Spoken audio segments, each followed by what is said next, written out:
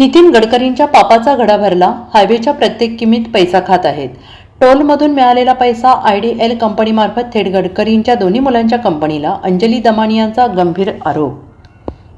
सामाजिक कार्यकर्त्या अंजली दमानिया यांनी केंद्रीय रस्ते वाहतूक मंत्री नितीन गडकरी यांच्यावर टोलच्या माध्यमातून भ्रष्टाचार केल्याचे गंभीर आरोप केलेले आहेत. दमानिया यांनी गडकरी यांच्यावर जनतेवर टोल थोपवल्याचा आरोप केलेला आहे. दमानिया यांच्या मते नितीन गडकरी यांनी जनतेवर टोल थोपवलेला आहे. नागरिक आधीच road tax, sales tax, GST असे सर्व कर भरत असताना टोल का लादला जात आहे अशी विचारणा अंजली दमानिया यांनी केली आहे. टोलमधून मिळालेला पैसा आयडीएल नावाच्या कंपनीत गेलेला आहे. तिथूनच तो नितीन गडकरी यांच्या दोन्ही मुलांच्या कंपन्यांमध्ये हस्तांतरित करण्यात आलेला आहे असा थेट आरोप दमानिया यांनी केलेला आहे. दमानिया म्हणाल्या की ज्यांना express way man of India असं म्हटलेलं आहे ते प्रत्येक किलोमीटर रस्त्याच्या कामामागे आणि टोलमध्ये पैसा खात आहेत.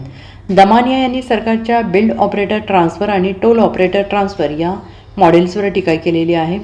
गडकरी यांच्यावर इथेनॉल संदर्भात दमानिया यांनी आरोप केलेले आहेत. इथेनॉल संदर्भात दमानिया यांनी गडकरींच्या कंपन्यांच्यावर जाळ्यांवर बोट ठेवलेला आहे. दमानिया यांनी दावा केला आहे की इथेनॉल आणि रस्ते क्षेत्रात गडकरींशी संबंधित असंख्य कंपन्या आहेत. त्या म्हणाल्या मोठ्या घोटाळ्याचा संशय असून त्यांच्याकडे अशा 128 कंपन्यांचे तपशील आहेत आणि या कंपन्यांची माहिती उघड केल्यास वर्षभर पुरेल असंही त्या म्हणाल्या. प्रत्येक कॉन्ट्रॅक्टमागे त्यांच्या कंपन्या कशा येतात यावर त्यांनी प्रश्नचिन्ह निर्माण केलेले आहेत.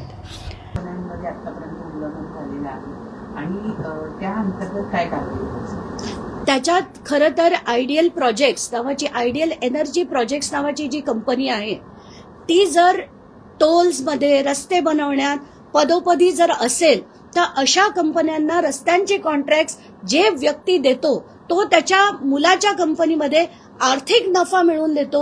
हे सरळ सरळ ऑफिस ऑफ प्रॉफिट आहे. तर या अंतर्गत त्यांच्यावर खरं तर कारवाई झाली पाहिजे.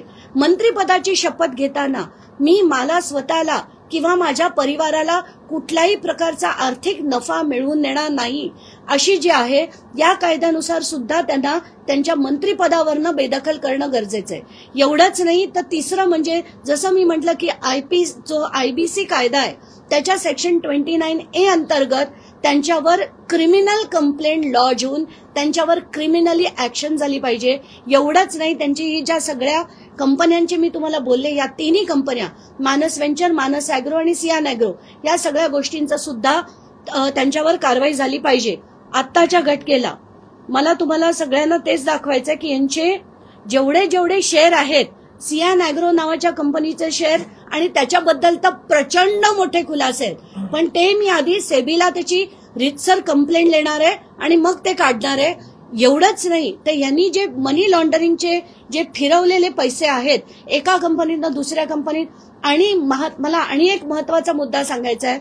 एक जे कोलकात्याला बसून भुजबळांसाठी करायचे त्यांचे छोटे भाऊ, दुसरे भाऊ हे आता गडकरींसाठी हे पैसे फिरवीचे धंदे करतायत आणि त्यांना थेट नागपूरला बोलवून घेतलं होतं. सगळ्या गोष्टी ज्या होत आहेत त्याचा देखील खुलासा मी टप्पा बाय टप्पा आता करणार आहे. ही त्याची जसं मी म्हटलं मालिकाच सुरू केली आहे. आजपासून त्याची सुरुवात आहे. Bureau report, SPN Marathi, Mumbai.